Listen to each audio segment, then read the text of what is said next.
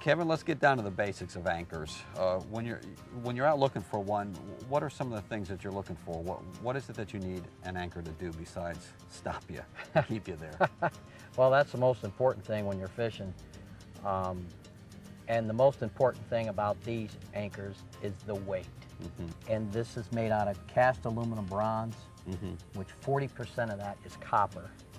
So those little steel anchors, the little knockoff Danforth that you see, mm-hmm. they'll kind of like float on the way down, mm-hmm. and they won't go down fast and mm-hmm. really grab you because these will. This will. And that's why it's the best maker anchor that's made, and that's why it works so good. Well, what got you into the anchor business?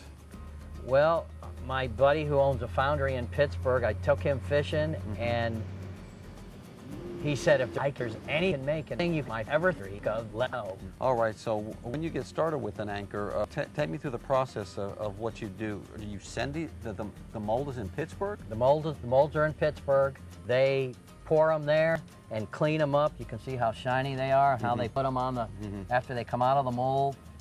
And then they either bring them here by truck or they ship them to me in the crates, and then I package them and ship them all over the United States. All over the U.S., but you're based yep. here in right here in Englewood, Florida.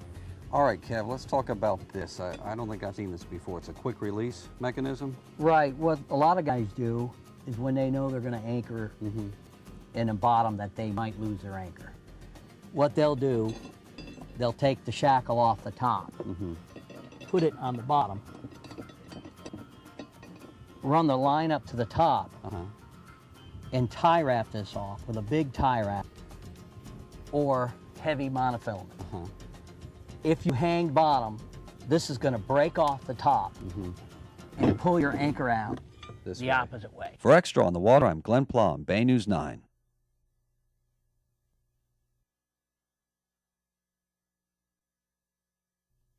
One of my grandfather's favorite places to fish was the Placida area, located near Englewood, Florida.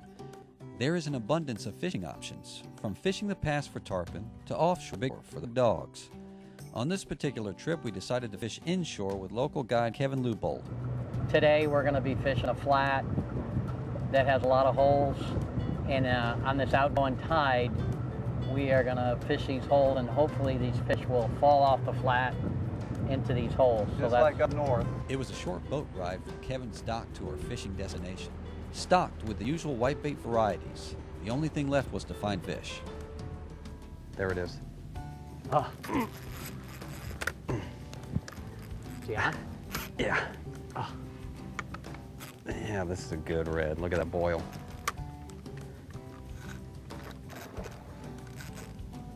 Big boy, isn't it? Yeah, he hit hard. Very nice.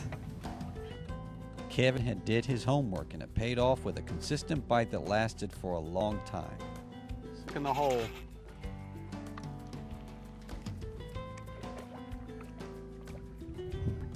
Obviously, holes are a good spot, Kevin, for snook too. I was hoping predators, obviously. I was hoping we'd catch a few snook in holes too.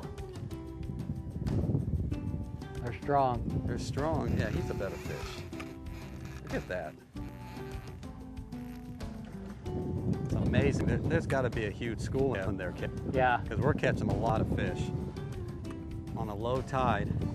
I'm a big fan of high tides or incoming tides, but on these low tides, when you can get them congregated, it can be really.